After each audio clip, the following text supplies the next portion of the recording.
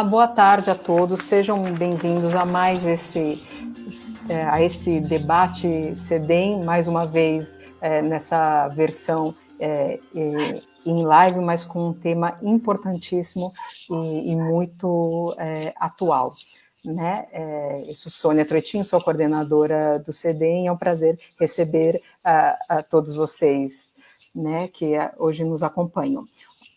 O que eu queria dizer inicialmente, antes que eu apresente os nossos convidados, e vou apresentar da maneira mais apropriada, é falar um pouquinho sobre o que nos motivou, o que motivou o Centro de Documentação e Memória da Unesp a discutir um tema de tão alto impacto como desinformação pós-verdade e seus impactos sociais, né? Que aparentemente não se vinculam tanto à noção de arquivo histórico, mas os seus efeitos com certeza se sentirão em um curto prazo, né? A gente fala aqui, a discussão ela vai em torno justamente sobre o que permanece, o que não permanece, sobre o que ficará na memória das pessoas. Esse efeito da desinformação tem um impacto muito grande. Então, o debate de hoje, o objetivo é discutir o papel da informação na sociedade contemporânea. Em si, a questão de produção e uso da informação na vida cotidiana, em estruturas políticas, nas relações comerciais, econômicas, não é algo propriamente novo, né? A informação é algo inerente ao ser humano, ao seu dia a dia. Estabelece e determina relações. A discussão é amplíssima, contudo, estamos trazendo aqui para esse debate de hoje um recorte que realizamos justamente sobre desinformação, pós-verdade e os impactos sociais, que ainda que não sejam temas exclusivamente do agora, pois isso já existe, isso em outros momentos históricos são facilmente perceptíveis, no momento atual ganharam um novo contorno. Né, o cenário em que vivemos, no qual relacionamos, nos que desenvolvemos, né, a presença dessa pós-verdade, os efeitos dessa desinformação podem ter impactos muito sérios. Né? Por vezes, ouvimos, aí sempre me chocou bastante, quando assistindo a televisão, a gente ouve pessoas soltando aquela massa, que solta de uma forma como se fosse uma máxima, né? A minha verdade, né? E aos prantos, normalmente aos prantos, né? Eu fico muito contente que acreditaram na minha verdade. É uma frase que aparentemente parece ingênua, mas não é ingênua. O que assistimos hoje, em parte, são efeitos dessa introjeção, senão a naturalização de um conceito individualista de verdade. Né? Só é possível pensar sobre pós-verdade quando a gente a contrapõe ao que é exatamente verdade, conceitualmente, de um modo conceitual. Né? E essa verdade, essa pós-verdade, diante da verdade, seja em oposição, ou seja, em superação. Essas são duas perspectivas completamente diferentes e que não se complementam, mas coexistem na atualidade. Nesse debate, a informação, pensada muitas vezes como produto, outras vezes ela é tida como um recurso, assume um papel central. E a desinformação, ela acaba se tornando consequência, nem sempre espontânea, uma consequência nem sempre espontânea, mas muitas vezes almejada, ou seja, interessa a desinformação para determinados grupos, em determinados momentos, em certas situações. Né? E para debater aí esse cenário no qual todos estamos inseridos e sofremos os seus efeitos, o CEDEM convida hoje, né, ele tem a honra de contar com a presença de dois grandes especialistas na área, né, o professor Francisco Hofsenbelder, e o outro professor Carlos Alberto Ávila de Araújo, e eu, que não sou palestrante, mas serei a mediadora desse debate tão interessante aqui. Eu vou fazer uma pequena apresentação sobre o currículo, né, dos nossos colaboradores, um pouco por ordem de apresentação, das apresentações. Primeiro, contaremos com a fala do professor Carlos Alberto Ávila Araújo. O professor Carlos, ele é graduado em jornalismo, mestre em comunicação social e doutor em ciência da informação, ambos pela UFMG, né? Ele é pós-doutor, agora, né, em 2019, ele finalizou um pós-doutorado na Universidade de Salamanca. Em 2011, ele finalizou um outro pós-doutorado na Universidade do Porto. É professor associado da Escola de Ciências de Informação da Universidade Federal de Minas Gerais e presidente da Associação de Educação e Pesquisa em Ciência da Informação da Ibero-América e Caribe, o famoso EDSIC, né?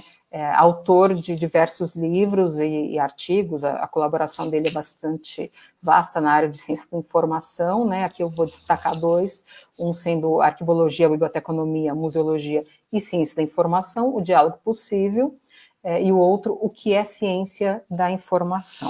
E a seguir ouviremos o professor Francisco Hofsen Belda, espero que eu tenha pronunciado da maneira adequada, que é formado em jornalismo pela PUC de Campinas, né, doutor em engenharia de produção pela USP e mestre em ciências da comunicação também pela USP. Ele é docente do Departamento de Comunicação Social da Faculdade de Arquitetura, Artes e Comunicação da Unesp, atualmente presidente do Instituto para o Desenvolvimento do Jornalismo, o PROJOR, coordenador acadêmico do projeto Credibilidade, dentro do capítulo brasileiro de Trust Project.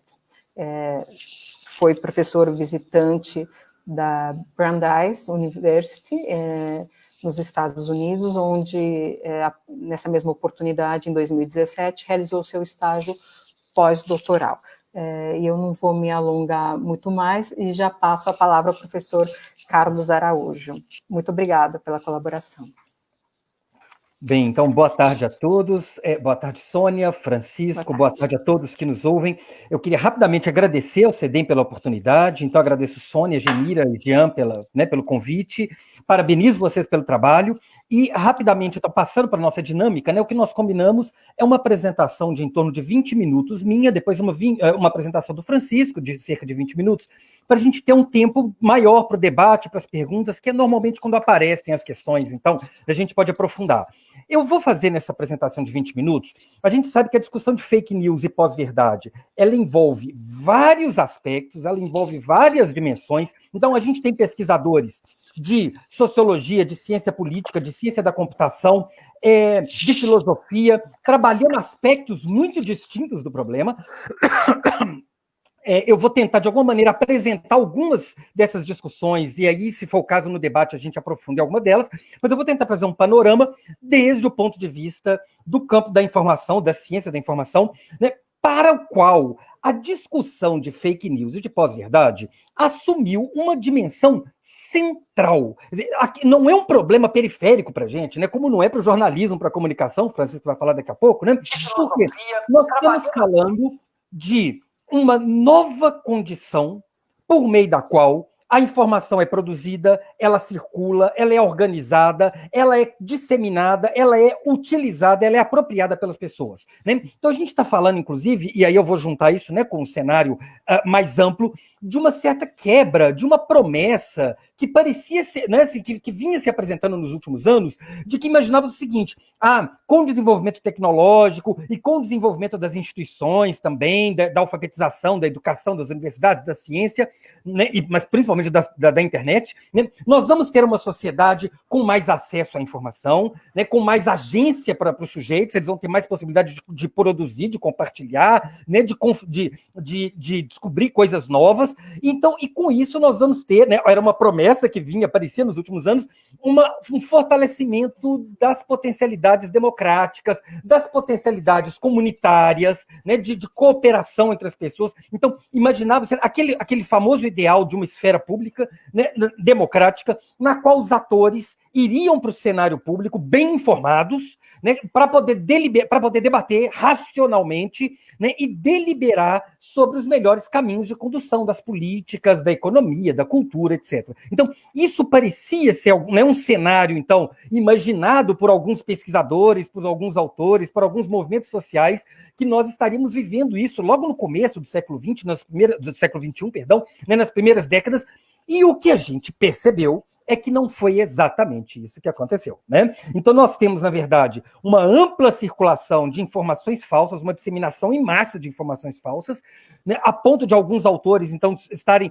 designando o momento contemporâneo por sociedade da ignorância, sociedade do desconhecimento, né? Os autores têm alternado entre possíveis, né, designações para o momento contemporâneo, em que a gente vê não só a circulação de informações falsas, e é muito importante a gente fazer a diferença daqui a pouco entre fake news e pós-verdade, mas também uma sociedade em que a circulação de informações ela está diretamente ligada a um apelo fortíssimo às emoções dos sujeitos, e não à razão. Então, pessoas motivadas pelo ódio, pelo medo, pelo ressentimento, né? Então, há uma parcela da população que vem sendo colocada em pé de guerra o tempo inteiro, né? Contra supostos inimigos, contra supostos adversários de alguns valores de família, de nação, de Deus, enfim, né?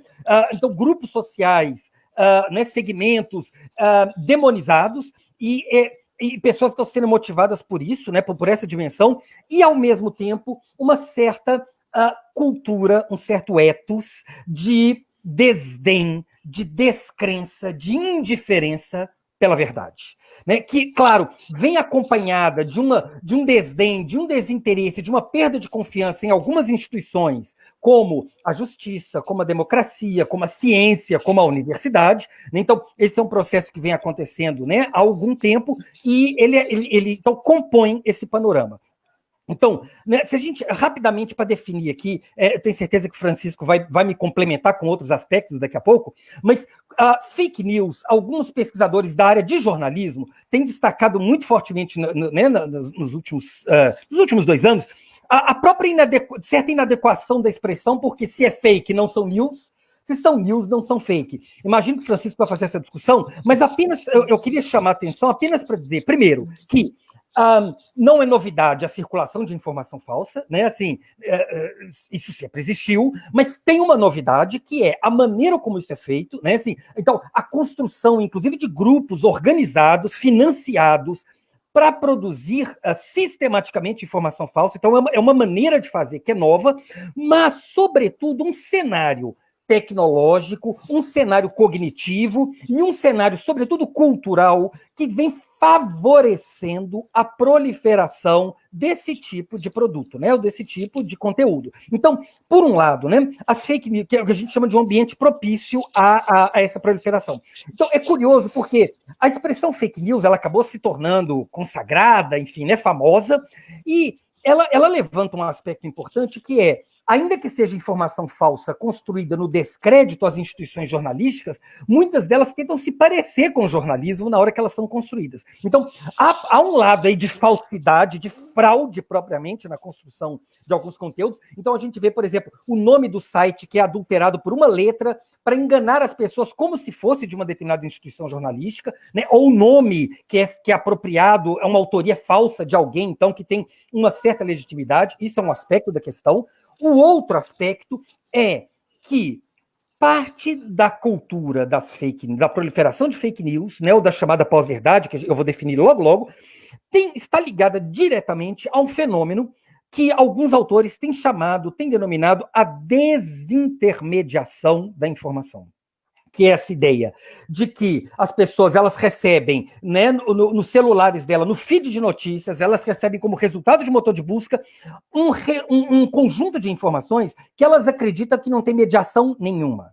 Diferente daquela que vem dos meios de comunicação, que vem da universidade, que vem do centro de pesquisa, que essa seria mediada por alguém que poderia ter uma intenção ruim, que poderia ser um doutrinador, que poderia ter uma ideologia política qualquer. Essa outra é como se ela viesse limpa, é como se ela... Então, por isso ela seria mais teria mais credibilidade. Essa é uma dimensão. A outra dimensão, que alguns autores têm chamado, eu vou levantar aqui vários aspectos, né? Depois a gente desenvolve, é o que alguns autores têm chamado de um certo culto do amadorismo.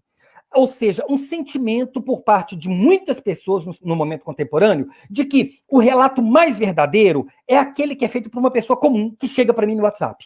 Então, uma pessoa que fala uma linguagem que é a minha, que fala com erro de português, que usa palavrão, né? E que, de certa forma, desdenha um pouco das elites intelectuais, do formalismo conceitual, de fonte, né? De citação de fontes, mas que tem um relato que é autêntico, que é genuíno. Então, eu posso confiar porque é um igual a mim. Então, a gente tem também um fenômeno junto com isso, que vem sendo diagnosticado por alguns autores, a chamada falsa equivalência, né? Uma certa falsa democratização em que eu comparo a opinião, a avaliação de um pesquisador, por exemplo, um epidemiologista, que está há 25 anos estudando doenças, infecção, velocidade de infecção, etc., e a avaliação dele tem o mesmo peso que a opinião de um youtuber de 18 anos, que tem milhões de seguidores e que fala sobre tudo, fala sobre música, fala sobre viagem e resolve falar sobre vírus também.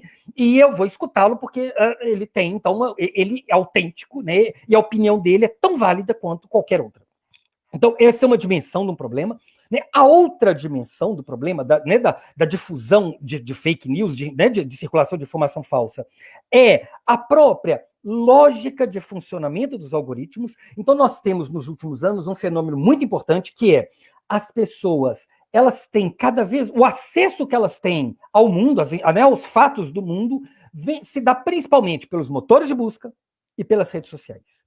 E esses dois instrumentos, eles são regidos por alguns critérios que selecionam, então, o que a gente vai ver, de quem que a gente vai ver, mas são critérios pautados principalmente por uma lógica de entregar para o consumidor, para o sujeito, aquilo que ele gostaria de ver, aquilo que ele quer ver. Né? Então, há um mapeamento de interesses, há um mapeamento de preferências, só que um dos efeitos perversos disso, né, que foi rapidamente, então, diagnosticado e rapidamente gerou efeitos, é a criação do chamado efeito bolha ou câmaras de eco. Quer dizer, um processo por meio do qual eu vou cada vez mais tendo contato com informações, com opiniões daquilo que eu já... de posições que são as minhas posições. Então, eu vou cada vez mais confirmando aquilo que eu já penso. Então, se eu tenho a preferência para um determinado político, eu cada vez... ou para uma determinada ideologia política, eu cada vez recebo mais informações daquele grupo que compartilha o meu ideal. Então, eu vou cada vez mais deixando de ter acesso ao contraditório, a opiniões diferentes. Então, vai se promovendo um certo cercamento, né? um certo cercamento mental, ideológico das pessoas, que está em sintonia direta com uma característica humana, que é uma característica psicológica humana que sempre existiu, mas que ela agora está extrema, assim, ela está num grau de relevância muito grande, que é o que alguns autores chamam de viés cognitivo humano, alguns chamam de dissonância cognitiva, alguns chamam de viés da confirmação, que é o quê? Uma tendência do ser humano, que todos nós temos, né, alguns mais, outros menos, de, ao ter contato com os fatos do mundo, buscar um certo conforto psíquico. Então, se eu acredito numa coisa, quando eu vejo os fatos do mundo, a minha tendência é de acreditar, selecionar aqueles fatos do mundo, aquelas opiniões, né, que confirmam a minha preferência, que confirmam o meu pensamento. E aí, se eventualmente eu tenho um fato, então eu tenho a preferência por um determinado político, digamos, e aí vem um fato desabonador desse político, a minha tendência é dizer, esse fato é mentiroso, né? Esse fato não é bem assim, isso não aconteceu, né? Então, a minha tendência de recusar, na verdade nós sempre tivemos isso, né? Só que agora, por que esse fenômeno psicológico ele é importante? Porque nós temos motores de busca e redes sociais que potencializam essa característica, quer dizer, que aumentam as possibilidades de eu ficar nesse conforto ideológico, nesse conforto informacional. Então, essa é uma dimensão, né, fundamental dos fenômenos contemporâneos. A outra dimensão tem a ver, então, com o termo pós-verdade.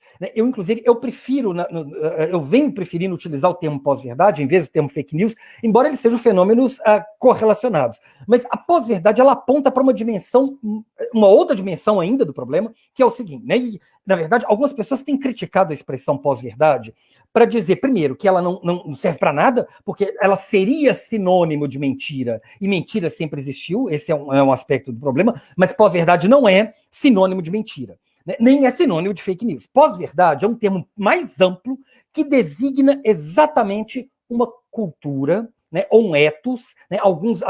As pessoas usam, né, a expressão zeitgeist, né, um certo espírito do tempo, que é o quê?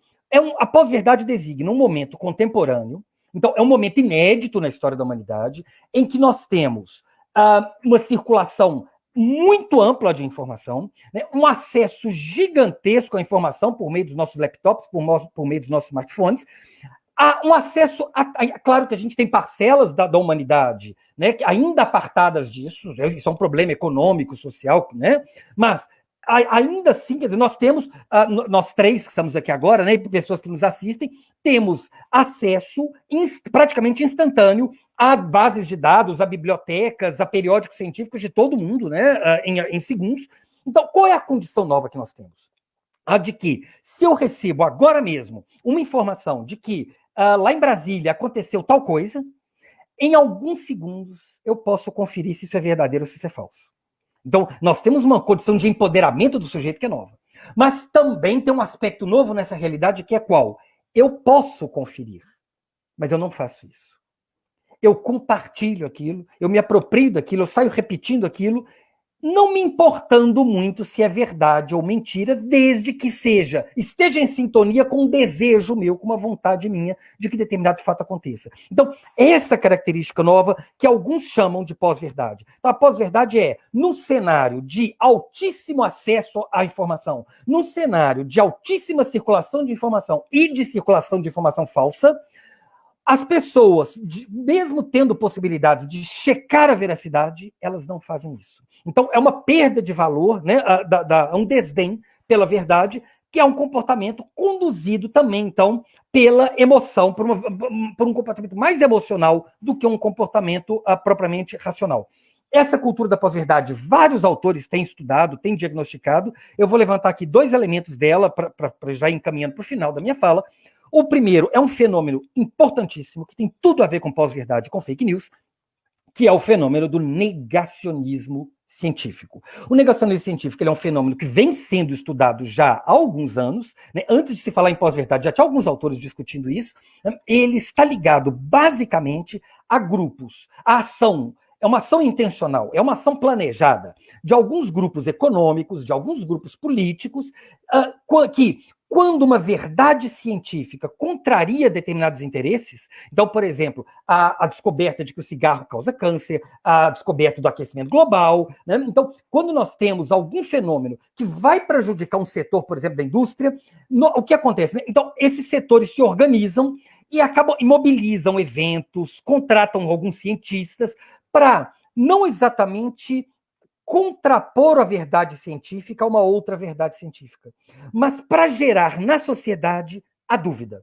Então, você tem alguns pesquisadores que dizem assim, olha, não é 100% certo que tem aquecimento global, não é 100% certo que o cigarro causa câncer. Né? Então, esse não é 100% certo é suficiente para gerar alguma dúvida, para gerar alguma incompreensão e, portanto, manter o comportamento desejado por parte de certos atores, por parte dos sujeitos, dos consumidores, enfim, das pessoas comuns. Então, o negacionismo científico, ele é parte inerente da construção de uma cultura da pós-verdade.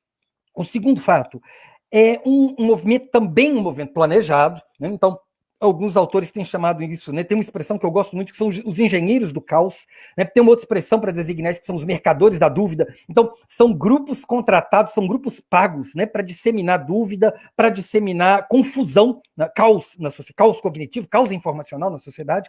O outro fenômeno, ele tem a ver com o sequestro feito, né, por certos grupos políticos das ideias de verdade, dos grupos pós-modernos, né, dos filósofos pós-modernos, do movimento da pós-modernidade. Então, Sônia lembrou muito bem no início, né, a discussão que está em jogo é a da própria verdade. Então, o movimento filosófico nos últimos anos, ele foi, de alguma maneira, relativizando um pouco aquela ideia de verdade absoluta, de verdade única, né, muito positivista, mas também muito presente no senso comum. Então, essa ideia de que a verdade depende do sujeito, a verdade é socialmente construída, e alguns grupos se aproveitaram disso para dizer, bom, então não existe verdade nenhuma. Então, na verdade, eu posso ter a minha verdade, né? Nós temos um sujeito que é mestre em fazer isso, né, o senhor Donald Trump, que inventou o conceito de fatos alternativos. Então, né, o Donald Trump tem uma coleção de mentiras, ele constrói o seu governo com base em mentiras, né, e outros presidentes de outros países imitam esse jeito de governar, em que ele, toda vez que ele é confrontado com um fato científico, com um fato, com uma imagem, ou enfim, né, com algum dado que mostra que ele mentiu, ele diz, não, o meu é um fato alternativo. Então, existe o fato verdadeiro e existe o fato alternativo, que é o fato que interessa a ele. Então, isso foi sequestrado por certos grupos que passam a legitimar o uso da mentira por meio dessa ideia de que haveriam fatos alternativos. Então, vejam bem, quando a gente fala em pós-verdade, e eu concluo aqui, ela tem uma dimensão espontânea, que é essa criação de uma cultura, de um ethos, no qual as pessoas comuns se engajam, então elas, com orgulho, elas vão compartilhando também mentiras, né? Por uma ideia, então, de que é legítimo fazer isso.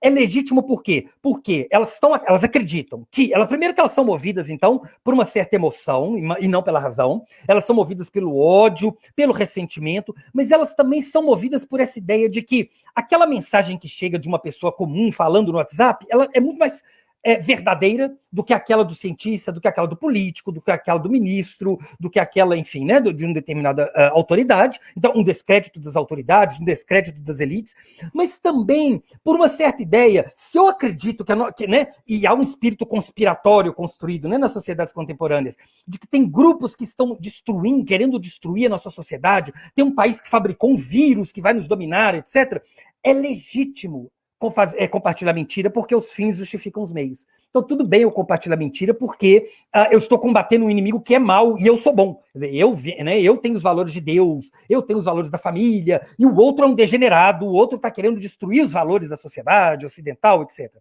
A outra, então, essa é uma dimensão, né? E a outra, muito fundamental, é uma parcela assim, da população, né? Uma parcela das pessoas que simplesmente tem uma certa incapacidade de argumentar e que, de repente, estão uma postura que é movida pelo palavrão, pelo grito, pela ameaça, ela é legítima, né? Ela é verdadeira, tanto quanto ela é tão válida quanto a outra. Na verdade, a outra é uma disfarçatez, a outra é uma enganação, então, há uma certa valorização de que o autêntico é esse que fala palavrão mesmo, é esse, então, que, né, faz de qualquer maneira, não está nem pouco preocupado com rigor conceitual, com rigor terminológico, etc. E a última, né, que é essa ideia de que, assim, que é muito proliferada, todo mundo mente mesmo, então qual que é o problema de eu mentir, né? Então, veja que há um conjunto de fatores que mostram para a gente que nós temos um desafio muito forte hoje, né? Assim, que é essa desvalorização da verdade, mas junto com a verdade estão indo embora várias conquistas nossas, né? A da ciência, da universidade, da democracia, né? E o que vem ficando é a cultura dos fake news, a cultura do ódio, né? A cultura do autoritarismo. Então, né, na verdade, veja que os fenômenos estão juntos, quer dizer, a dimensão informacional, uma sociedade em que pessoas tomam decisões sobre se vão usar máscara ou não, se vão usar um determinado medicamento ou não, em que político elas vão votar. Nós temos sociedades que estão tomando decisões com base em informação falsa. Então, isso é um risco imenso para a democracia e para todas as instituições que nós construímos, né, nos últimos séculos na nossa história. Eu termino aqui agradecendo mais uma vez a Sônia e a equipe do CEDEM. Passo a palavra para o Francisco. Francisco vai fazer a sua apresentação e a gente volta para o debate depois. Bom, eu imagino que essa é a minha deixa, então, para... Que bom. Foi um grande prazer, uma satisfação intelectual poder ouvir o professor Carlos Araújo. Fiquei muito feliz com a exposição e fico feliz também com o convite, com a iniciativa do CEDEM. da Unesp em organizar esse evento, e para mim é uma honra poder estar aqui compartilhando algumas ideias com vocês e aprendendo também, né? Eu poderia assinar embaixo, como se diz, da fala do professor Carlos, e reconheço ali muitos dos temas e das ideias que têm nos inspirado a pensar sobre esses fenômenos que, ao meu modo de ver, são realmente muito graves e colocam em xeque conquistas importantes, o professor Carlos listou, conquistas que são essenciais para o ambiente democrático em que vivemos, não só do ponto de vista político e social, mas também do ponto de vista da nossa capacidade de compreensão da vida no planeta, compreensão do nosso lugar nesses ecossistemas, e nós estamos nos colocando não apenas numa sinuca democrática, mas nós estamos nos colocando numa sinuca planetária. Quando poderíamos imaginar que estaríamos discutindo terra plana em 2020? Quando poderíamos imaginar que estaríamos defendendo o direito de se ensinar darwinismo nas escolas? Quando poderíamos imaginar que estaríamos tratando do beabá da compreensão sobre coisas que estavam há um século atrás completamente pacificadas e estabelecidas? Mas esse é o fenômeno da desinformação, esse é o fenômeno das armas mal utilizadas da sociedade que dispõe de ferramentas extremamente eficazes de disseminação e distribuição de conteúdo, com formatos e linguagens apelativos e capazes de atrair a atenção desde as crianças que mal andam e já sabem rolar o dedinho pelas telas dos telefones dos seus pais, e até os idosos que trocaram as suas telenovelas pelo WhatsApp da família. Então, esse novo ecossistema em que nós vivemos, ele impõe desafios tremendos para atividades como a do jornalismo e a dos meios de comunicação, que até poucas décadas tinham um certo privilégio e, em alguns casos, quase que uma exclusividade sobre os processos de mediação, não é? Que hoje não deixaram de existir, apenas se automatizaram com instrumentos extremamente complexos, algoritmos que fazem os filtros, as curadorias e os critérios de distribuição e de priorização do quão visível esses conteúdos que hoje trafegam nas redes telemáticas são, e que ganham projeção e que ganham valor, inclusive valor de mercado, através de instrumentos de publicidade programática, entre outros, que determinam não apenas o que você pensa, mas o que você compra, em quem você vota, o que você faz, a própria agenda das pessoas, sempre influenciada pelas sugestões e pelas informações que são filtradas, não por nós, mas para nós, através de mecanismos bastante complexos que a ciência da computação, a ciência da informação e tantas outras áreas do conhecimento nas últimas décadas vem desenvolvendo.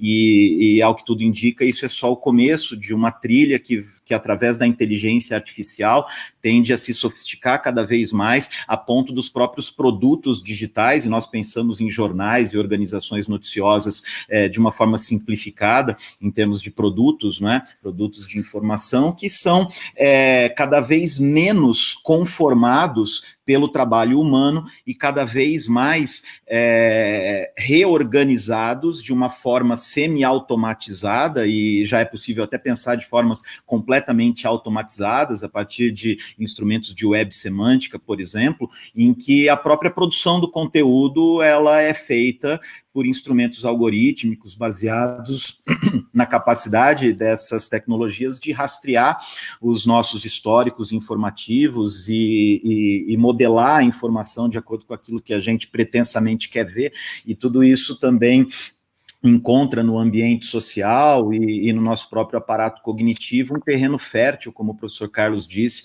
para a disseminação e a absorção dessas várias formas de desinformação. Eu vou procurar não ser repetitivo e redundante, como eu disse, eu subscrevo grande parte das reflexões do professor Carlos e aprendo com várias outras delas, mas eu gostaria também de chamar a atenção para alguns aspectos propriamente propriamente jornalísticos desse fenômeno, e essa é a minha área de trabalho, a minha área de docência e pesquisa, e mais do que isso, é uma paixão que eu tenho desde a adolescência. Eu sou uma pessoa que acredita no jornalismo, né, e eu às vezes me penalizo, assim como alguns dos meus colegas, porque nós passamos décadas nas faculdades de jornalismo criticando o jornalismo, né, procurando defeito através da análise do discurso, através da economia política da informação e tantas outras áreas, né, oriundas da sociologia, oriundas da economia, oriundas dos estudos da linguagem,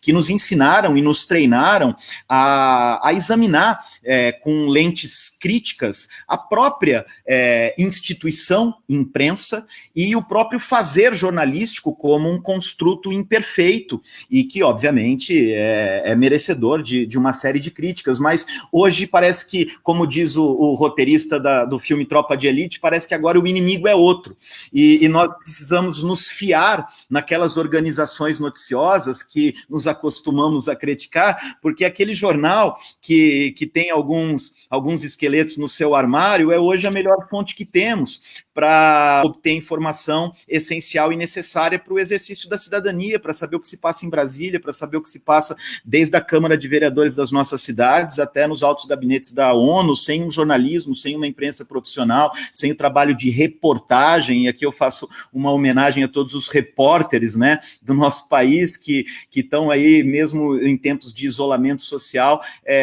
todos os dias nas ruas, cobrindo desde a ponte caída até o último disparate dos nossos governantes, porque a atividade de apuração e que muitas vezes precisa ser feita necessariamente in loco, e nós nos penalizamos desse jornalismo por WhatsApp, jornalismo por mensagem, jornalismo por telefone, que muitas vezes não é capaz de captar, por exemplo, o que acontece hoje em relação às comunidades indígenas na Amazônia, que estão extremamente ameaçadas e já vinham sendo ameaçadas, mas se você não tem uma expedição jornalística, como a que fez recentemente os jornalistas Leão Serve e Sebastião Salgado, nós não sabemos o que se passa no nosso próprio território, com povos que de alguma forma compõem a identidade do nosso povo, e o trabalho do jornalismo sempre foi, pelo menos na história recente do mundo, e acredito que continua sendo um instrumento essencial para a identidade, para a cidadania e para a própria democracia. Então, eu sou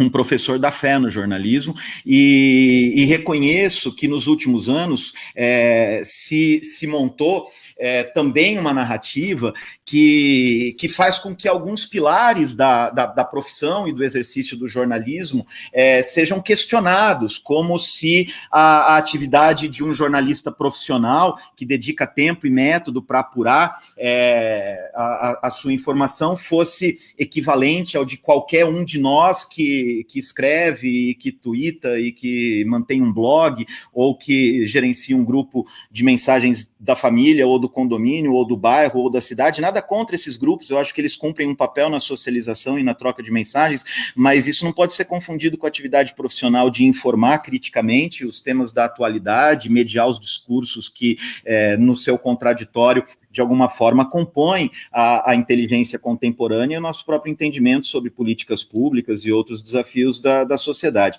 Então, eu queria chamar a atenção para esse fazer jornalístico que é muito concreto, e nós procuramos nos últimos anos reforçar esses fundamentos através de projetos como o Credibilidade, que foi mencionado e que nós temos tentado aqui no Brasil. Claro que um projeto que tem seus limites, um projeto que também não é capaz por si só de endereçar os imensos desafios que rondam o problema da desinformação, e especialmente os problemas da desinformação no campo jornalístico, não pela sua extinção, porque eu não acho que nós sejamos capazes, enquanto sociedade, de extinguir, extirpar esses fenômenos de desinformação, fake news, o que seja, das nossas redes. Os instrumentos que legisladores e até colegas especialistas muito inteligentes e bem intencionados têm pensado do ponto de vista repressivo contra a desinformação, eles impõem um desafio muito grande de dar poder a uma instância que vai basicamente decidir o que pode e o que não pode circular. Se a gente combinar aqui no nosso Congresso Nacional que tal coisa não pode, a gente imediatamente está dando poder a alguém para fiscalizar o que não pode. E se esse alguém vai ser uma plataforma, uma empresa de tecnologia, se vai ser um comitê, se vai ser um conselho, se vai ser um estagiário lá atrás de um computador apertando o botão de filtro e fazendo algum tipo de curadoria humana, e obviamente essas coisas também tendem a ser bastante automatizadas com inteligência artificial, é um desafio muito grande, que pode impor uma espécie de censura, ou pelo menos uma vigilância que pode se mostrar excessiva. Então, eu não estou querendo aqui advogar pró ou contra, eu só estou tentando mostrar o tamanho do problema. Então, o que a gente acredita é que é necessário, nesse momento, reafirmar alguns princípios jornalísticos para que a gente seja pelo menos capaz, porque eu acredito que não somos capazes de estancar a sangria das informações falsas, mas eu acho que a gente tem condição de distinguir informação boa. Desculpe adotar aqui um tom mais coloquial, mas é o seguinte, comida ruim sempre vai ter na prateleira. O que você precisa é de um rótulo nutricional que te dê o poder, a capacidade de distinguir o que é notícia boa. Não à toa, nós fazemos uma analogia no projeto Credibilidade com os tais dados nutricionais da notícia.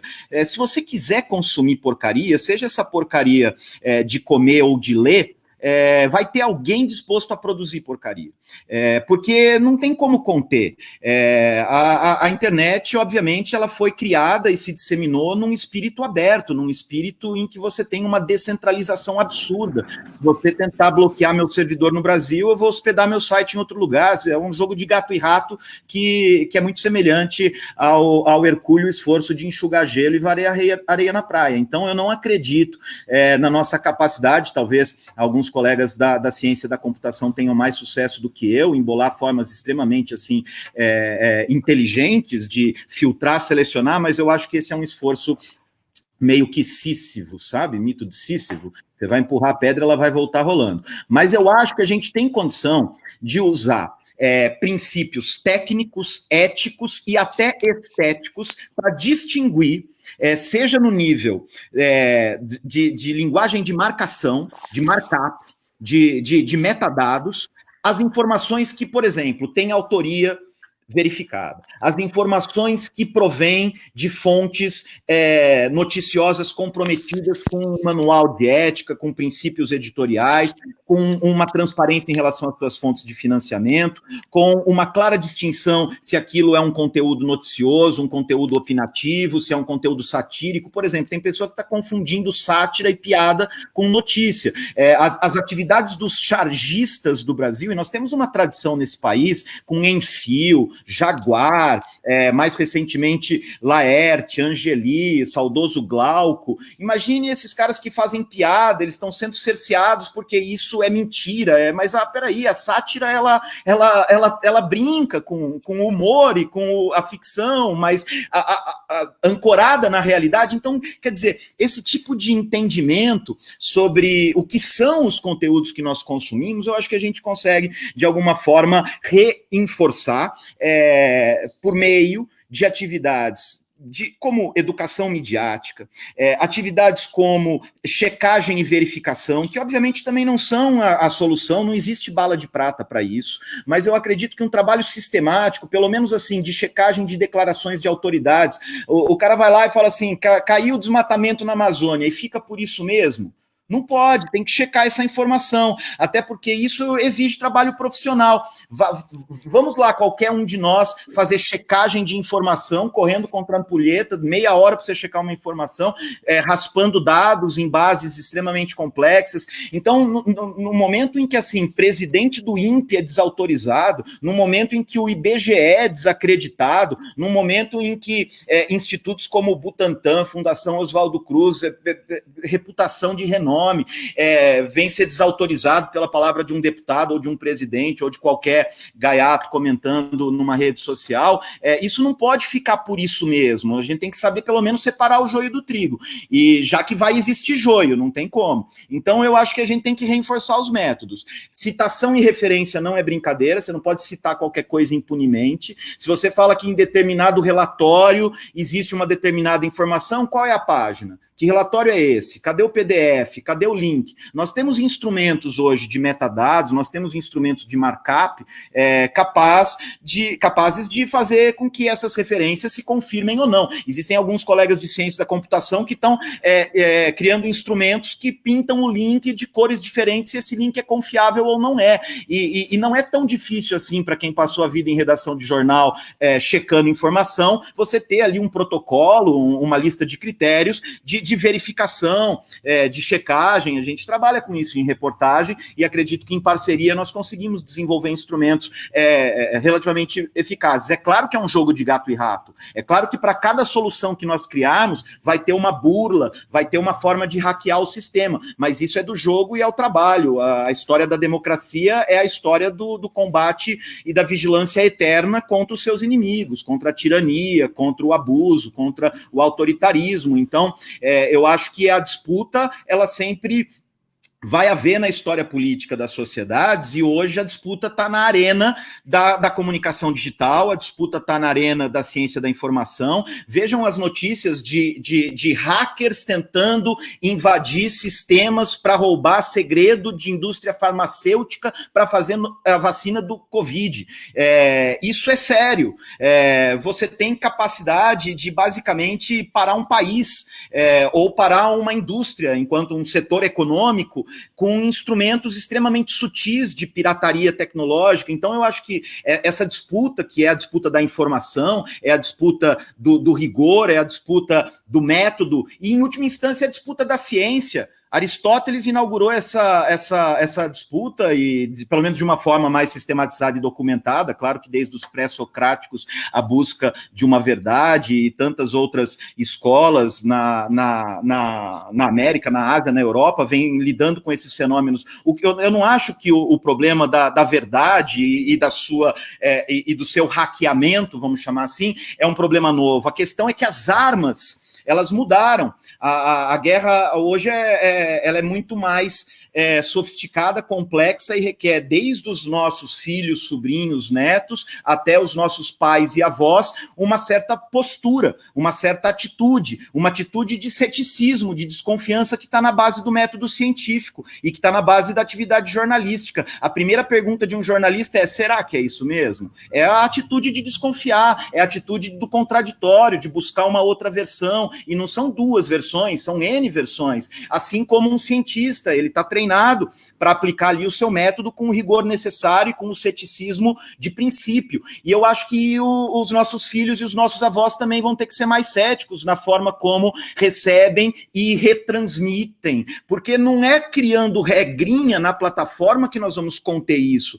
É um trabalho complexo, que envolve educação, que envolve cultura, que envolve atitude também. Então, desculpe, eu acabei fazendo uma fala aqui mais improvisada, eu deixei um monte de link aberto com apresentação, glossário, gráficos, só que a fala do professor Carlos me inspirou a fazer mais um comentário do que uma palestra, uma apresentação, uma conferência, né?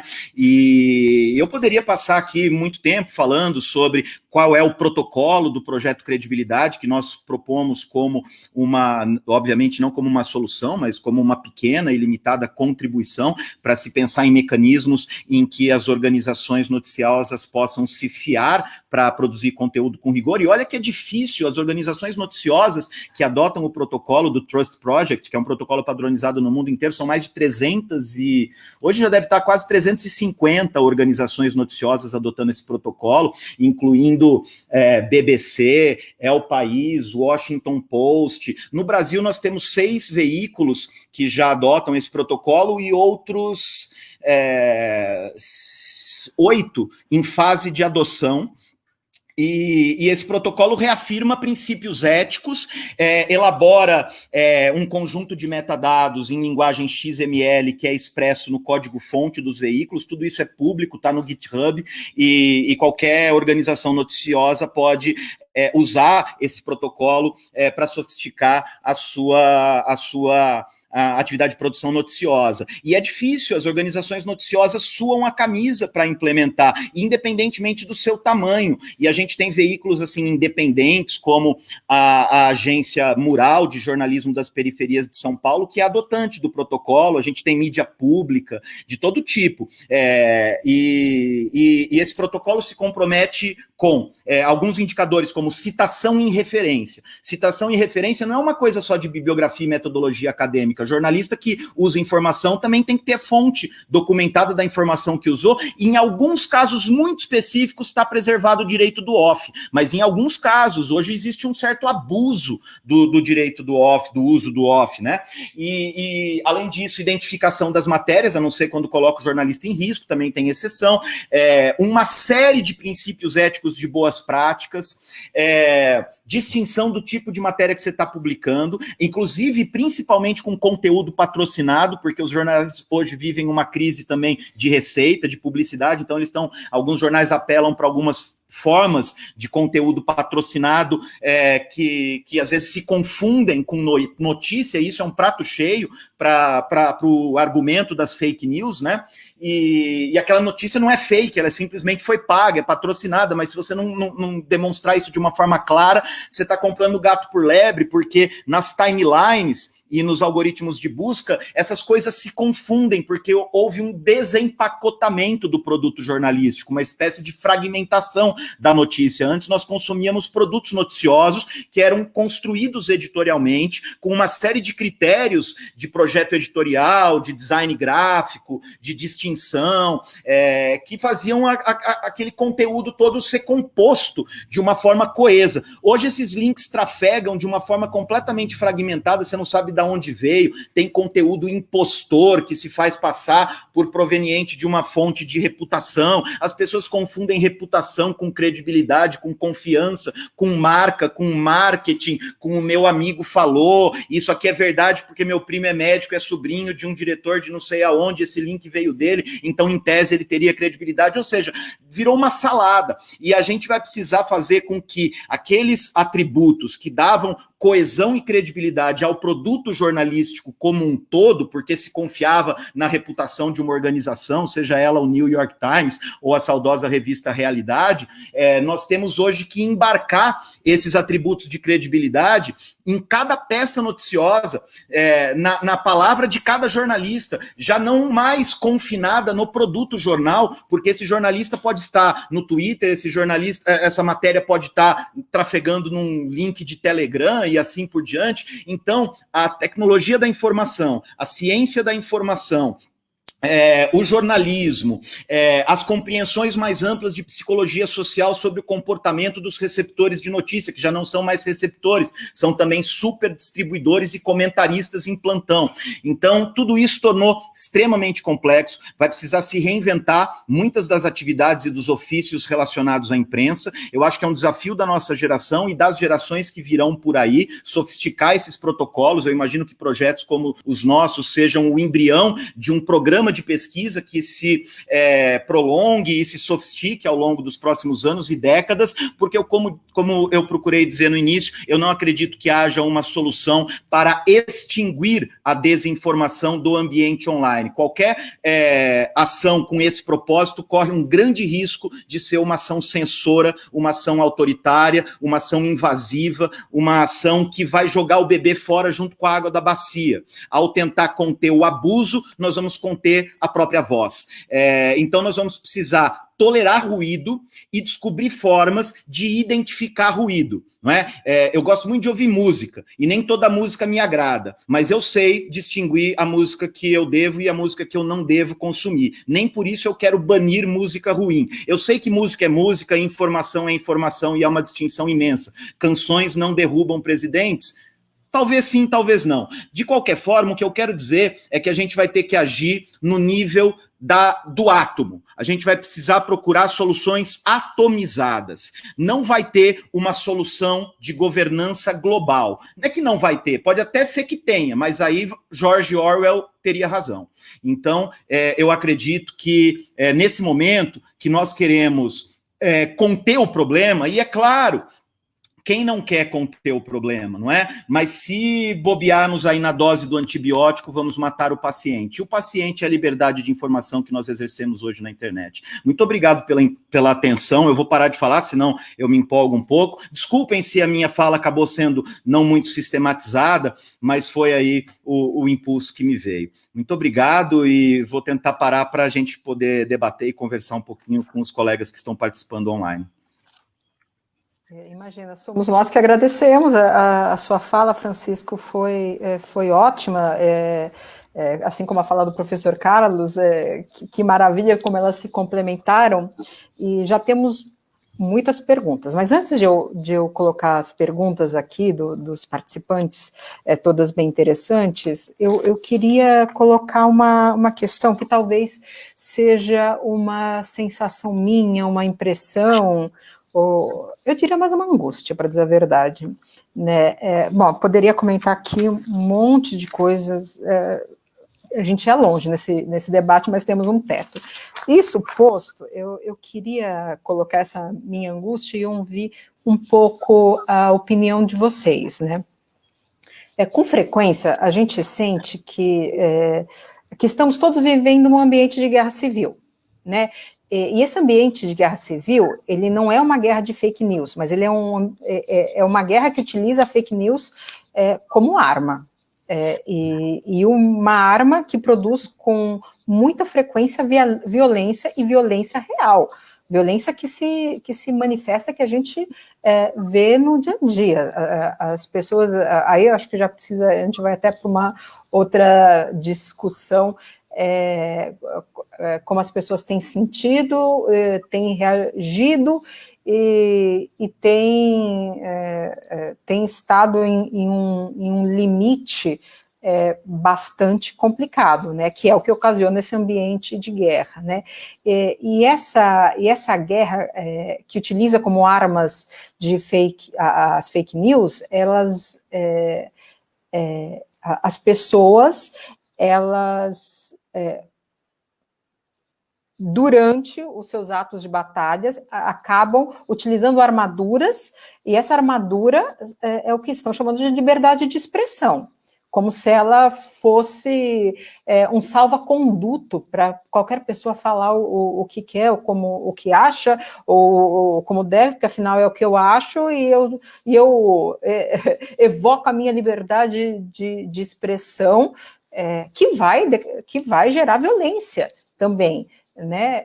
E novamente, não acho isso ingênuo. Muitas vezes, em alguns casos porque, né, tem de tudo, mas muitas vezes a gente vê que é um recurso a ser utilizado ali num ato de guerra mesmo. Eu queria ouvir um pouco de vocês, como é que vocês têm entendido esse uso da fake news, essa grande desculpa que virou a liberdade de expressão. Eu falo o que eu quero, como quero, mas assim, eu falo, se outra pessoa falar também não pode, né, porque os limites eles estão bastante complicados.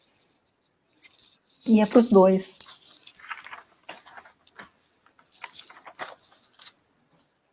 Francisco, quer responder primeiro? Eu sugiro que o Carlos fale primeiro para a gente poder alternar. Ok. Bom, então, primeiro, Francisco, eu gostei muito de te escutar, eu anotei aqui um monte de coisa da sua apresentação, excelente. Acho que mostra para a gente exatamente como tem muita variável nessa questão, né? Sônia, acho que você colocou uma questão extremamente importante, que é essa, então, né, do ambiente de guerra, e eu vou começar com uma das últimas frases que o Francisco disse. O Francisco estava no finalzinho da apresentação e falou assim: quem não quer conter o problema? E aí eu acho que eu responderia assim: grupos políticos que se beneficiam disso. Não é assim? Então, tem um livro que saiu no Brasil agora há poucos dias, eu não estou com ele aqui do meu lado, eu poderia até buscar, que é de um professor de Santa Catarina chamado Fábio, que se chama Sadopopulismo. É um livro extremamente interessante que mostra como é que alguns grupos políticos vivem vivem de você ter um ambiente de guerra. Vivem de você ter um ambiente de pessoas brigando com ódio, movidas pelo ódio, movidas pelo medo de ser invadidos por um grupo, porque os direitos dos negros estão destruindo o meu, porque os direitos da comunidade LGBT vai acabar com a minha vida, vai me obrigar a ser homossexual. Então você tem uma sociedade paranoica, assim, isso é alimentado por certos grupos. O último livro do Fukuyama é aquele famoso lá do fim da história, né? Ele fala num certo momento de que a gente estaria numa sociedade do ressentimento. E é muito curioso que ele começa o livro dizendo assim, falando do Trump, ele diz, olha, algum tempo antes da eleição do Trump, ninguém acreditava que um sujeito assumidamente racista, assumidamente misógino, assumidamente xenófobo, sem experiência administrativa, quer dizer, ele só tinha defeitos, o sujeito não tinha qualidade nenhuma. Ninguém acreditava que um sujeito desse venceria uma eleição para presidente dos Estados Unidos. E ele venceu. Né? Então, assim, ele começa a dizer, assim, como é que isso acontece? Quer dizer, isso acontece numa sociedade que está tão confusa, na verdade, né? Quer dizer, uma sociedade que está em que as informações elas são tão desencontradas, então alguém acredita mesmo que o vírus foi construído num laboratório, né? Assim, e vocês devem ter visto, o Francisco deve ter visto, a quantidade de tratamentos alternativos para a Covid. Eu vi um que era se você prender a respiração durante 30 segundos, você curava do vírus. Então, assim, né? E pessoas passando isso, né? Assim, algumas bem intencionadas, outras não. Então, assim, é muito curioso. Porque eu vou retomar mais uma coisa que o Francisco levantou muito bem, quando você disse, Francisco, da questão assim, do perigo, claro, de nós termos, você usou a expressão de jogar o bebê junto com a água, né? Quer dizer, o perigo de nós termos uma censura que é real, mas uma outra coisa que é importante nós lembrarmos, que é o seguinte, você falou dos atributos dos meios de comunicação que tinham uma certa exclusividade de mediação. Um desses atributos era a possibilidade de responsabilização. Então, você tem um jornal, uma rádio, né, que fala uma mentira. Bom, esse jornal ele tem uma sede, ele tem, né, um conjunto de funcionários pagos ali, ele é uma empresa constituída com CNPJ, então você pode acionar. Então, ele é limitado, assim, não quer dizer que os jornais sempre disseram a verdade, né? A gente sabe da história disso tudo, mas eles não podiam inventar alguma coisa completamente disparatada sob pena de serem responsabilizados, de serem criminalizados. Então, é isso que a gente também precisa pensar. A gente tem que separar muito bem o que é uma opinião de alguém que desagrada o político. Então, assim, nós não podemos permitir que por trás de uma lei de fake news eu não possa expressar o meu descontentamento com o presidente, ou com o governador, ou com o prefeito. Por outro lado, eu tenho que separar isso de alguém que dissemina uma informação falsa, por exemplo, dizendo que usar máscara ou distanciamento social é tudo bobagem, é uma invenção. Por outro lado, também tem que diferenciar de um gabinete de ódio, por exemplo, né, de um grupo que é pago para pegar um meme, falsificar uma informação e disparar em massa isso. Quer dizer, isso é uma atitude criminosa. Então, assim, nós tivemos um caso, eu gosto sempre de lembrar desse caso há pouco tempo, que foi a disseminação da ideia de que os caixões estavam sendo enterrados vazios por prefeitos para ganhar dinheiro do governo federal. Quer dizer, as pessoas, alguém criou isso, alguém montou esse vídeo, alguém disseminou em massa. Então, essas coisas, a gente precisa né, assim, separar essas coisas para identificar realmente os comportamentos que são eventualmente criminosos, né? Mais uma vez, né, Sônia falou a questão, então, né, assim, de separar essas coisas e assim, algumas pessoas usam a liberdade de expressão como escudo, né? Mais uma vez, está tendo esse debate em Brasília agora, né, na Câmara lá do projeto das fake news. Uma coisa importante é que eu não posso usar a liberdade de expressão como escudo para chamar as pessoas, por exemplo, para estuprar a filha do ministro. Pessoal, vamos encontrar, o ministro mora nesse endereço aqui, ó, vamos todos lá para a casa dele, vamos colocar fogo na casa dele, né, ou vamos entrar na casa dele e estuprar a filha dele. Quer dizer, isso não é liberdade de expressão, né? Isso é uma atividade que precisa ser criminalizada. Agora, claro, os limites entre isso são muito tênues, né? Então, na verdade, aí é que a gente precisa tomar muito cuidado com... A discussão não é simplesmente verdade e mentira, mas é o conjunto de trapaças. Tem um grupo de estudiosos que está trabalhando com os tipos de mentira, os tipos de desinformação, de má informação. Eu vou dar aqui um pequeno exemplo. Não sei se vocês vão se lembrar, no ano passado, o presidente da República ele começou a defender o fim da multa por excesso de velocidade. E aí grupos bolsonaristas começaram a mobilizar a base de apoio para isso, e eles resolveram fazer uma enquete para ver se a população era contra ou a favor das multas, da fiscalização de controle de velocidade. E a pergunta na enquete era o seguinte: você gosta de pagar multa? Veja bem, eu estou trapaceando o problema, né? E aí eu tenho o resultado que a população não gosta de pagar multa. Já que as pessoas não gostam de pagar multa, vamos acabar com os radares, porque a população não... Né? Ou então, para a gente pensar num exemplo muito recente, né? Essa dicotomia que se criou de que ou eu penso na economia, ou eu penso na saúde. Né? Como se você cria, então, assim, você tem políticos que só estão pensando na saúde, esqueceram da economia, ou você tem políticos que só estão pensando na economia, esquecendo da saúde. Isso é uma falsa dicotomia. Então, a gente tem esses falseamentos da realidade que não são exatamente mentira, mas que estão induzindo a população a erro, que estão induzindo a população, né, a avaliar negativamente. O exemplo que o Francisco deu de desautorização do INPE, do IBGE, do Butantan, do Fiocruz, é excelente para a gente pensar isso. Né? São estratégias intencionais, é o puro negacionismo científico. Eu tenho uma coisa que não me agrada, o que eu faço? Né? Eu destruo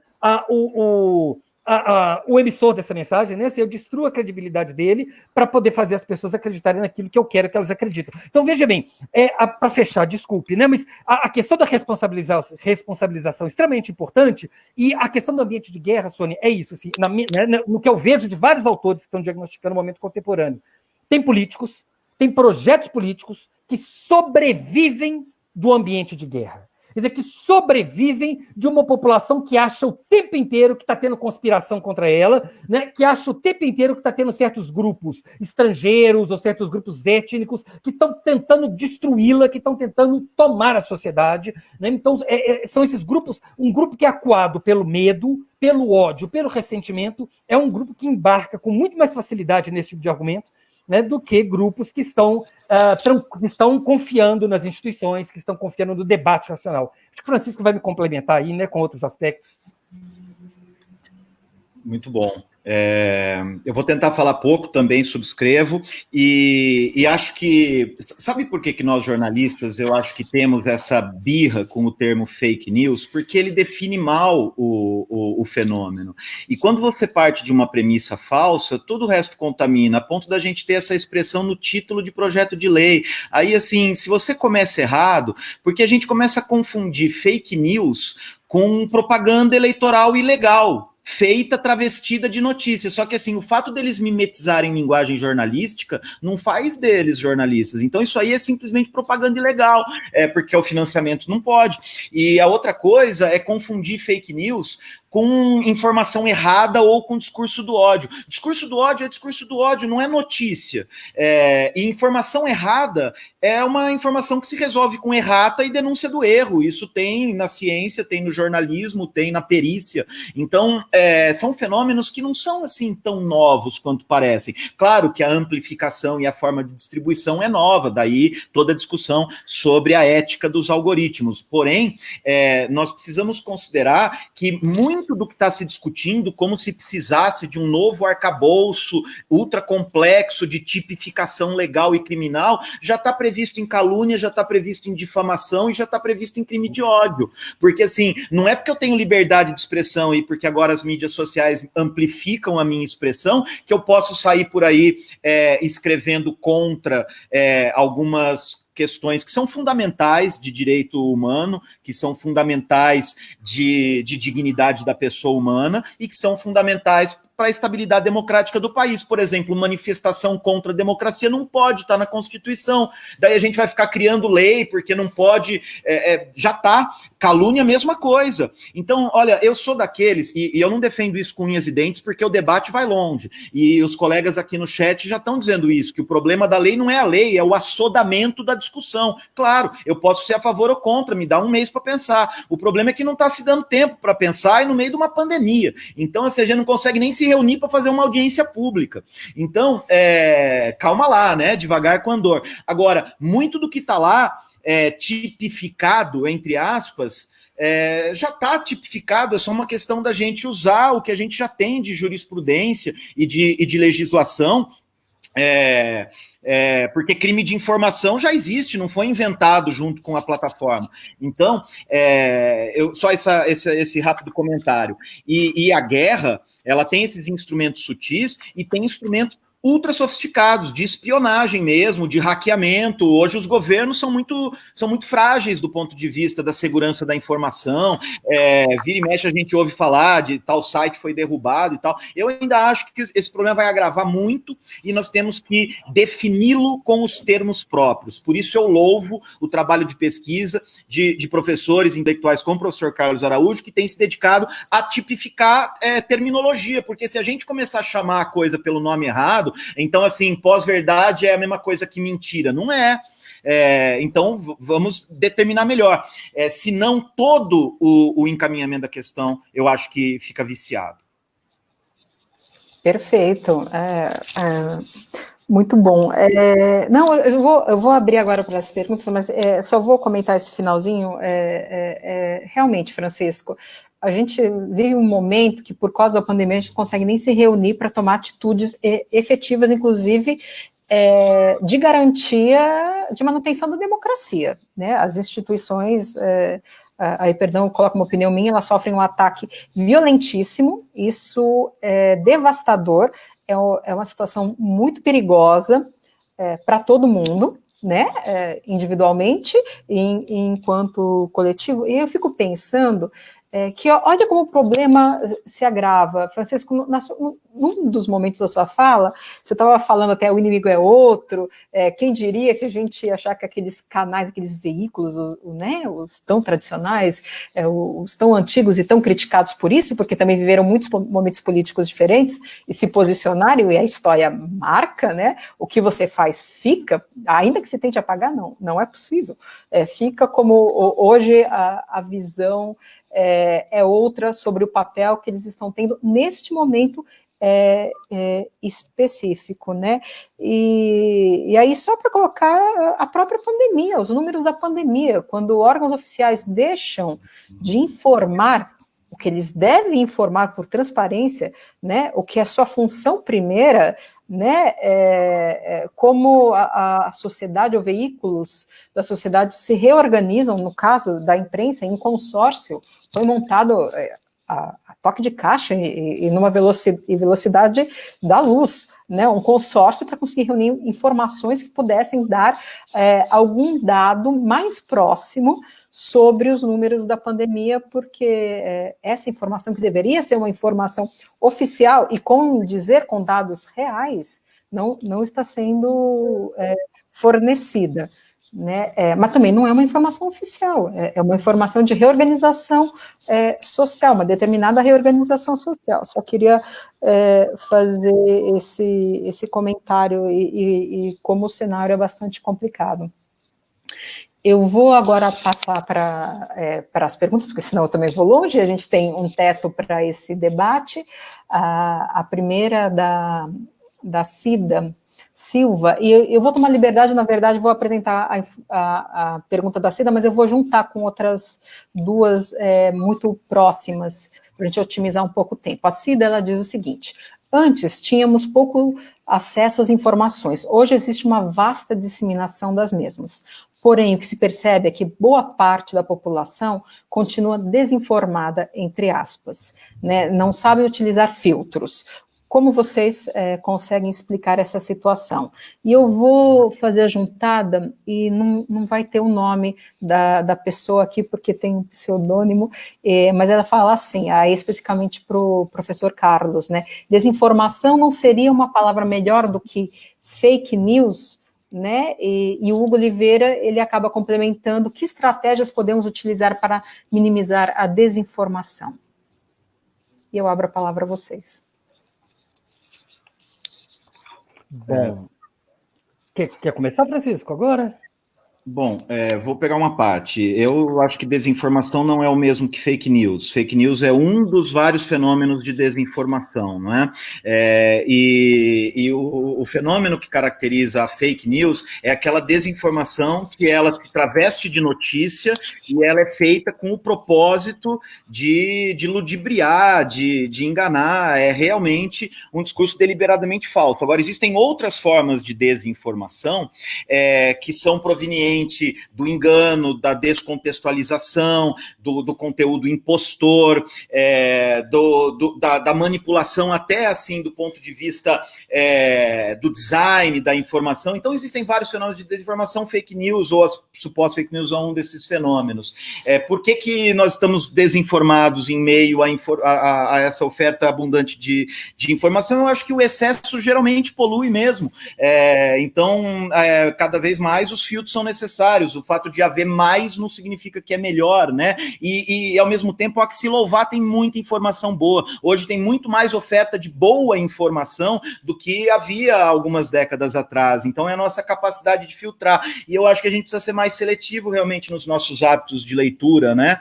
Da mesma forma, eu também acho que tem mais comida porcaria nas prateleiras do supermercado. No entanto, a gente tem que se educar para selecionar aquelas que são melhores para a nossa saúde. E sobre as estratégias para combater, nós no Projó, no nosso departamento de jornalismo, de comunicação, nós temos conversado sobre educação midiática, nós temos conversado sobre checagem e verificação, ou seja, recrudescimento dos protocolos profissionais de apuração e verificação de informação, entender os usos de algoritmos de inteligência artificial mais profundamente para que a gente possa sofisticar os mecanismos de curadoria e triagem, compreender melhor os instrumentos de metadados e marcação de conteúdo confiável e melhor produzido. Acho que o lastro da informação vai precisar ser robustecido, e nós acreditamos também em iniciativas de fortalecimento do jornalismo e de outras práticas de informação que são notadamente mais rigorosas no tratamento. Então, assim, a gente não pode confundir o que é uma pesquisa revisada por pares com o discurso de autoridade de qualquer pessoa que se auto-intitule cientista. Nós não podemos confundir a produção de conteúdo de uma organização noticiosa, seja ela pequena, grande, do bairro ou do planeta, mas que está comprometida com princípios editoriais, éticos, etc., com a produção em linguagem jornalista de qualquer pessoa ou organização, que pode ser também até uma grande organização, mas que não tem os mesmos compromissos éticos e editoriais de uma organização jornalística. Então, essas são as formas que nós temos olhado para combater, mas, obviamente, como eu já disse, elas não são suficientes, e nós vamos precisar sistematizar essas e muitas outras formas para, de alguma forma, criar anteparos, sabendo que nós não erradicaremos esses fenômenos de desinformação tão facilmente. Ótimo, Francisco. Eu acho que eu vou falar um pouco na mesma linha, talvez com termos diferentes, um pouco como no campo da informação, da biblioteconomia, da arquivologia, se tem discutido, né? Na verdade, às vezes os problemas são parecidos e soluções um pouco diferentes, né, em relação a isso.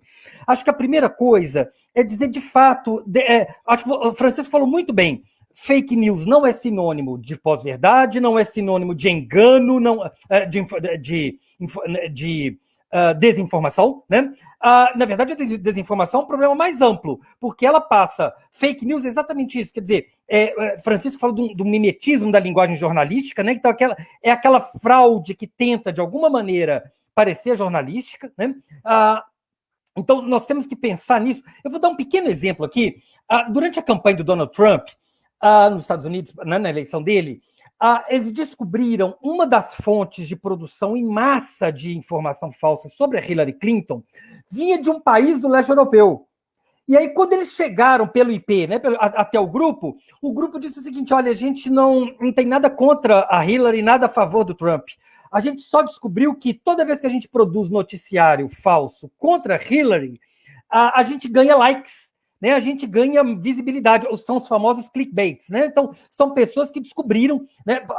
Francisco falou mais cedo aqui da Terra plana, né? Nós sabemos, se amanhã eu e o Francisco abrirmos um site para provar para as pessoas que a Terra é plana, a gente vai ter muito mais acesso do que se a gente abrir um site para dizer, olha, nós vamos provar que a Terra é redonda, ou quase redonda, né? Porque ela é achatada nos polos. Então, passa por uma série de coisas da lógica de funcionamento, que aí eu gostaria de chamar a atenção nesse sentido, né? Quando a pergunta feita pela Cida, né?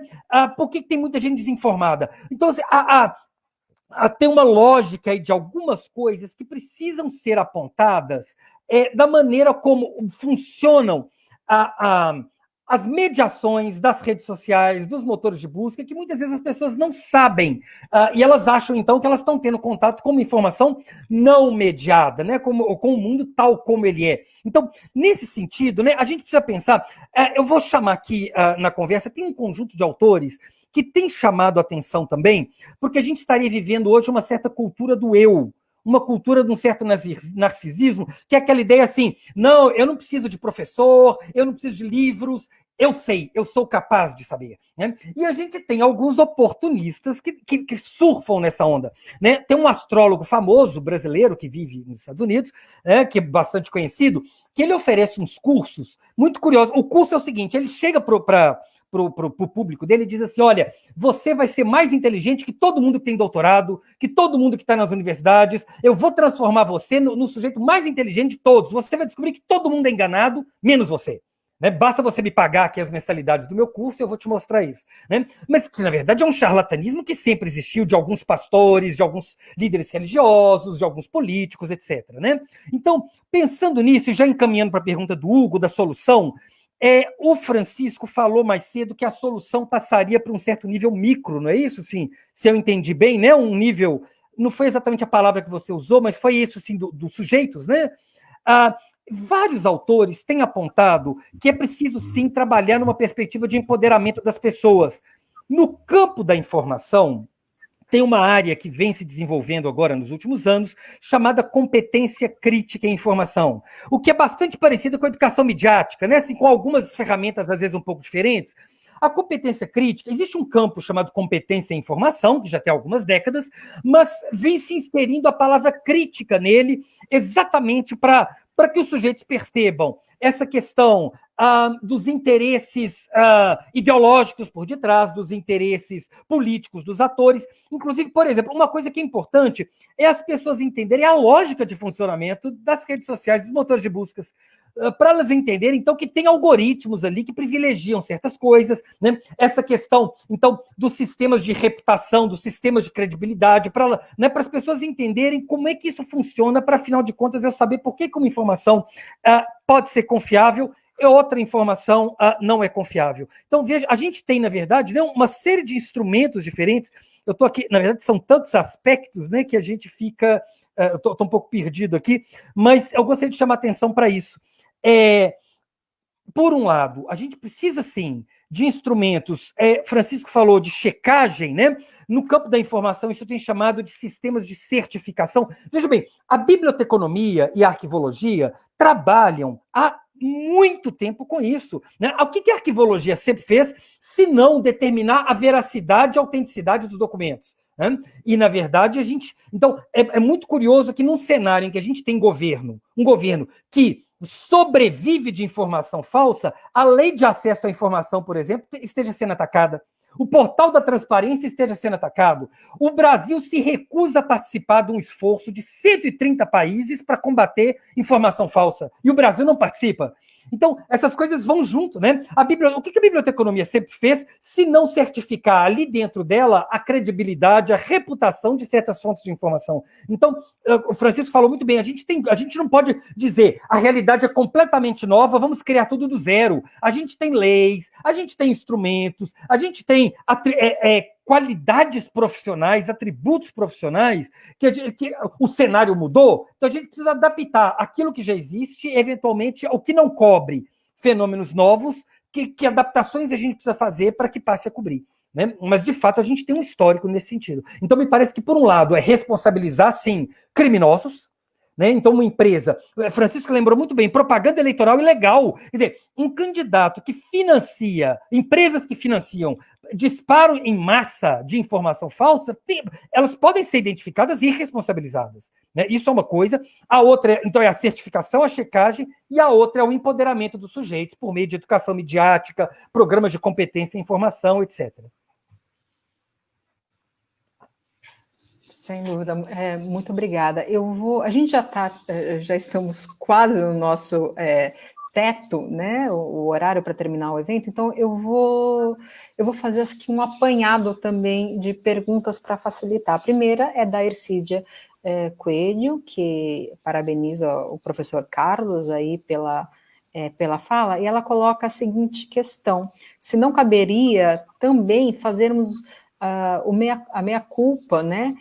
Os intelectuais, as universidades, dos formadores, de professores, etc., pela disseminação quase ao nível do modismo, de críticas radicais à imprensa, à ciência, né, ao factual. Então, ela coloca essa questão do meia-culpa. Eu vou aproveitar e muitos comentários interessantes e colocar... perdi a questão.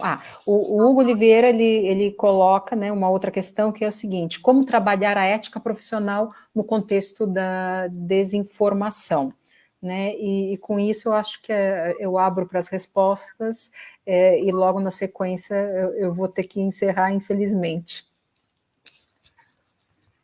Bom, eu vou começar e eu vou pedir Francisco para me complementar. Eu tenho certeza que ele vai falar dessa questão ética muito bem.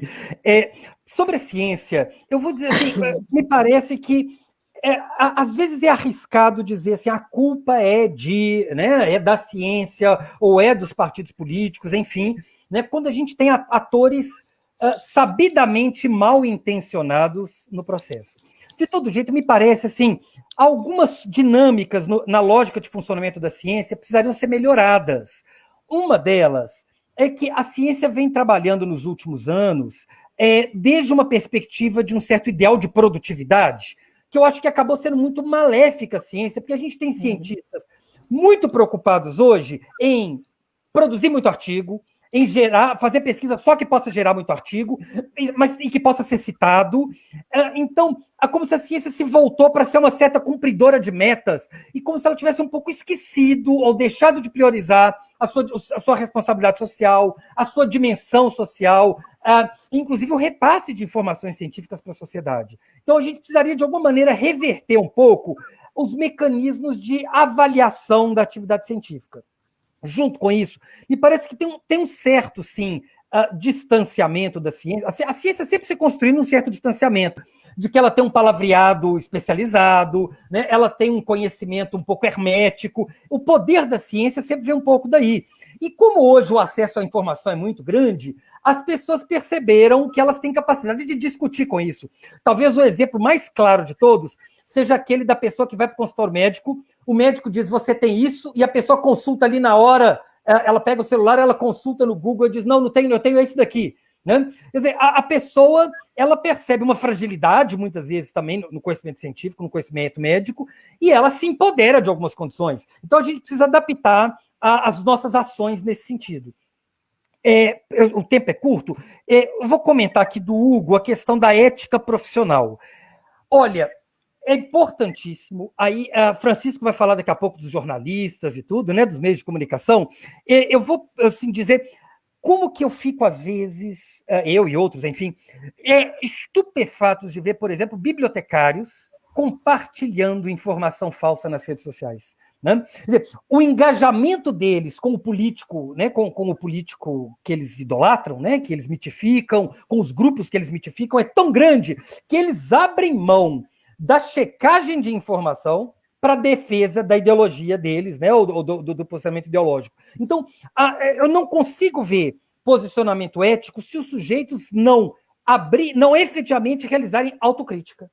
Então, porque senão eu caio nessa de, não, o mais importante é eu combater aquele grupo político do qual eu sou adversário, é aquele movimento étnico do qual eu sou adversário, é combater, por exemplo, o movimento feminista, porque o feminismo é igual ao machismo e ele tem que ser combatido. Então, né, ou alguns movimentos negacionistas históricos, por exemplo, não teve ditadura no Brasil, né, ou na ditadura não tinha corrupção. Então, é muito importante que esses profissionais, eles precisam, todos os profissionais, né? A gente precisa fazer uma autocrítica nesse sentido também, né? Então, realizar, digamos, as atividades de competência ou de crítica que nós cobramos o tempo inteiro do cidadão comum que ele tem que ter, o profissional tem que ter também, isso é fundamental. E aí o que a gente percebe é que alguns modelos formativos, tanto na graduação quanto na pós, tendem algumas vezes a dizer, a enfatizar o processamento técnico, a enfatizar as dimensões tecnológicas do problema e dizer as discussões políticas, as implicações ideológicas, políticas e sociais ou culturais,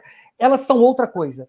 Elas estão fora da área. Não, elas têm que ser trazidas para o cerne do problema. Por isso que eu gostaria de concluir dizendo o seguinte, quer dizer, a pós-verdade, e é o termo que eu né, assim, a informação falsa, informação travestida de jornalismo, são conceitos importantes, né, e tem grupos trabalhando com isso, mas a questão da pós-verdade, eu gosto muito de trabalhar com ela, porque ela se refere a uma cultura. Né? Então, por que eu estou dizendo isso? Quando a ciência da informação nasceu, lá, 6 décadas atrás, e a biblioteconomia antes disso, e a arquivologia antes disso, havia uma ideia de que uma sociedade... Nós temos que trabalhar na cultura. Uma sociedade melhor é uma sociedade em que as pessoas buscam informação, elas se informam para elas terem uma condição melhor de atuação cidadã, de atuação política, de atuação democrática. Então, do mesmo jeito que antes se combatia, né, assim, a ideia de que um sujeito que está totalmente imerso no senso comum, que está totalmente tomado por preconceitos, ela é ruim, vamos substituí-la por um sujeito que busca informação, vamos promover uma cultura informacional. Me parece que agora a gente precisa combater uma cultura que diz buscar a verdade é bobagem. Falar a verdade é bobagem. Embasar cientificamente é bobagem. Os institutos científicos são bobagem. Né? A mídia toda é mentirosa. Vamos confiar no cidadão comum. Vamos confiar no autêntico, no genuíno, que é aquele que fala palavrão, é aquele que fala de qualquer maneira. Então, assim, nós temos uma atuação extremamente importante que é no âmbito dos valores, que é no âmbito da construção de uma cultura na qual nós temos... Então, do mesmo jeito que a gente fala assim, né, vamos construir uma cultura do cuidado sanitário, em que as pessoas lavem as mãos, em que as pessoas né, prestem atenção em certos atributos para comer, em certos atributos para produzir alimento, também agora que as pessoas tenham um conjunto de atributos, de comportamentos na hora de produzir, de compartilhar e de utilizar a informação. Me parece que esse é um campo fundamental relacionado com a ética no momento atual. Sim, eu concordo integralmente com a fala do professor Carlos e acrescentaria apenas algumas reflexões mais próprias do jornalismo em relação a uma possível responsabilidade da academia, da ciência, da imprensa, em relação ou da pesquisa sobre jornalismo. Eu acho que a autocrítica sempre é bom, mas não acho que isso seja uma causa determinante para o ambiente que vivemos. No campo do jornalismo, sim, houve um excessivo alheiamento dos pesquisadores em relação ao campo profissional e também houve reciprocamente um alheiamento dos colegas profissionais do jornalismo, alguns muito bons. O Brasil tem nomes de peso no jornalismo, eu destacaria aí Jânio de Freitas, Hélio Gaspari, mas que foram também se afastando do ambiente de pesquisa e reflexão sobre o jornalismo, e esses campos, infelizmente, dialogam pouco em comparação ao que nós assistimos em outros países. Então, eu tenho procurado, outros colegas também têm procurado nesse momento, chamar a atenção de ambos os lados de que o enfrentamento dos fenômenos de desinformação no âmbito do jornalismo requer uma reaproximação entre as grandes inteligências jornalísticas que nós temos na imprensa e as inteligências jornalísticas que nós temos na academia, e nós temos procurado fazer isso dentro de alguns limites naturais da agenda e da própria agenda no sentido da pauta desse debate e da agenda no sentido dos compromissos dessas pessoas que agora mais do que nunca estão difíceis de serem reunidas. De qualquer forma, eu acho que a questão ética ela é fundamental e ela transcende a própria questão da desinformação e das mídias digitais. A ética ela está ali como um pilar, um sustentáculo do ofício jornalístico desde o seu início. Nós temos desenvolvido alguns protocolos que torna essa ética um pouco mais aplicável para o contexto dos veículos de jornalismo digital, e nós temos procurado destacar alguns pontos que também não são novos. Veja, a questão não é que existe uma ética para o âmbito digital e uma ética fora do âmbito digital. Os compromissos eles são basicamente os mesmos: revelar conflito de interesse, ser transparente em relação às suas fontes de financiamento, usar a informação em off apenas de uma forma verificada, aberta, fazer com que o leitor tenha acesso a diferentes vozes, às várias perspectivas sobre um determinado fato, as suas várias versões. São várias questões aí, tanto deontológicas quanto éticas, que norteiam uma atividade de jornalismo profissional. O que nós temos procurado é fazer com que os veículos sejam mais transparentes em relação às suas práticas. Existe também hoje uma possibilidade de vigilância maior, que em alguns casos se transforma em patrulhamento, então a linha é também tênue em relação às condutas e os métodos de trabalho, a apuração. Se nós tivéssemos acesso aos bastidores de redação de alguns telejornais de polícia e segurança pública, nós ficaríamos arrepiados, e ali a ética, de qualquer forma, se exerce diariamente em frente às câmeras. E eu acho que essa discussão, ela passa pela transparência, ela passa... Porque, mais uma vez, eu acho que a gente não consegue policiar e fiscalizar tudo que acontece na internet e tudo que acontece no campo das novas mídias, do jornalismo. Então, eu acho que, obviamente, nós vamos procurar instrumentos e mecanismos para coibir e até criminalizar, em alguns casos, aqueles excessos, abusos e práticas que já são velhas conhecidas, como eu disse. No entanto, nós precisamos trabalhar no sentido de reafirmar o valor das instituições comprometidas, das pessoas comprometidas com método de trabalho, com técnica de trabalho, com ética de trabalho, e eu acho que assim nós vamos, pelo menos, não afugentar os antiéticos, porque eu acho que esse é um trabalho muito difícil, mas nós vamos reconhecer o valor dos produtores e disseminadores de informação que são comprometidos com uma ética profissional, e eu acho que nós temos instrumentos para tal. Não vou me alongar em respeito ao tempo de todos e deixo algumas rápidas referências para quem quiser conhecer o nosso trabalho. Nós temos um site que é o www.credibilidade.org e o manual da credibilidade.com.br.